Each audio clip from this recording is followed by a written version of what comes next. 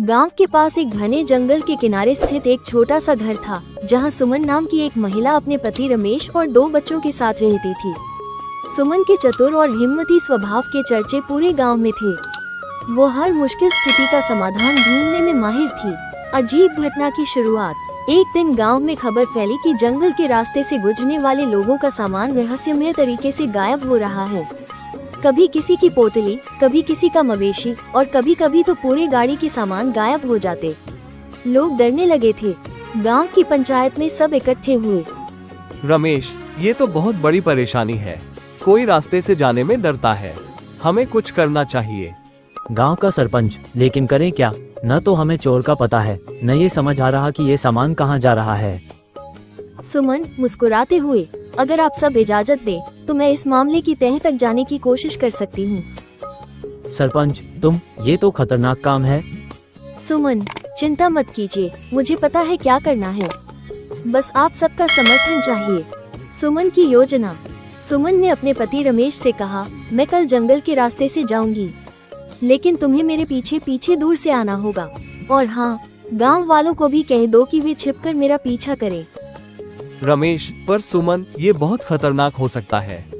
सुमन, डरने की जरूरत नहीं, मैं जानती हूँ कि क्या कर रही हूँ। अगले दिन सुमन ने अपने सिर पर सामान की पोटली रखी और जंगल के रास्ते पर चल पड़ी। रास्ता सुनसान था, सिर्फ पक्षियों की आवाजें और पत्तों की सरसराहट सुनाई दे रही थी। रोमांचक मुठभेड़। जैसे ही सुमन जंगल के बीच पहुंची, अचानक एक नकाबपोश आदमी पेड़ों के पीछे से निकला। चोर, रुक जाओ, पोटली नीचे रख दो। सुमन बिल्कुल घबराए बिना, ओह, तो तुम ही वो हो जिसने सबका सामान चुराया है? चोर हंसते हुए, बहुत होशियार बनने की कोशिश मत करो, सामान रखो और यहाँ से भाग जाओ। सुमन आश्चर्य जताते हुए, अरे इतनी जल्दी क्यों? तुम्हें ये जानने में दिलचस्पी नहीं कि मैं कौन हूँ? चोर थोड़ा परेशान, कौन हो तुम? सुमन, मैं गांव की सबसे चतुर महिला हूँ और आज मैं तुम्हें पकड़ने आई हूँ। ये सुनकर चोर हंसने लगा। चोर, पकड़ोगी? तुम अकेली और मैं यहाँ जंगल का मालिक, तुम क्या कर सकती हो?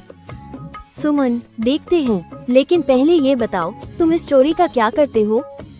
चोर ने सोचा कि सुमन अकेली महिला है और उसे पकड़ने की ताकत किसी में नहीं, इसलिए उसने सारी बात उगल दी। चोर, मैं ये सामान पास के पुराने कुएं के पास छिपाता हूँ, वहाँ कोई नहीं आता, और जब चीजें ज्यादा हो जाती हैं, तो मैं उन्हें बेचने शहर चला जाता हूँ। सुमन हंसते हुए, तुम्हारी जगह तो सच में जेल है। अब देखो कैसे मैं तुम्हें सबके सामने लाती हूँ। सुमन का चतुर जाल। सुमन ने जोर से आवाज लगाई, रमेश, सबको बुलाओ। चोर चौंक गया। उसने इधर उधर देखा और देखा कि गांव वाले झाड़ियों से निकलकर उसकी तरफ आ रहे हैं। चोर घबराते हुए, ये सब यहाँ कैसे? सुमन, तुम्हें लगा कि मैं अकेली आई हूँ? तुम जैसे चोरों से निपटने के लिए हमें टीम वर्क करना आता है। चोर भागने की कोशिश करने लगा, लेकिन गांव वालों ने उसे पकड़ लिया। सरपंच गुस्से से, तूने पूरे गांव को डरा कर रखा था, अब देख तुझे पुलिस के हवाले कैसे किया जाता है।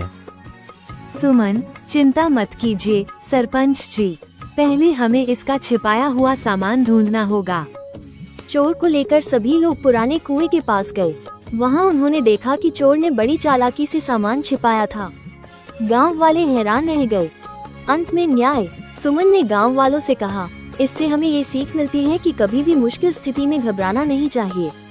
अगर हम मिलकर काम करें तो कोई भी समस्या हल की जा सकती है। सरपंच, सुमन, तुमने आज फिर साबित कर दिया कि तुम्हारी चतुराई और साहस गांव के लिए कितनी जरूरी है। गांव वालों ने सुमन की खूब तारीफ की और चोर को पुलिस के हवाले कर दिया। गांव में फिर से शांति छा गई और सुमन की बहादुरी की यह कहानी हर किसी की जुबान पर थी। ये कहानी अच्छी लगी तो वीडियो को लाइक कर दे और चैनल को सब्सक्राइब कर दे और एक प्यार भरा कमेंट जरूर करें।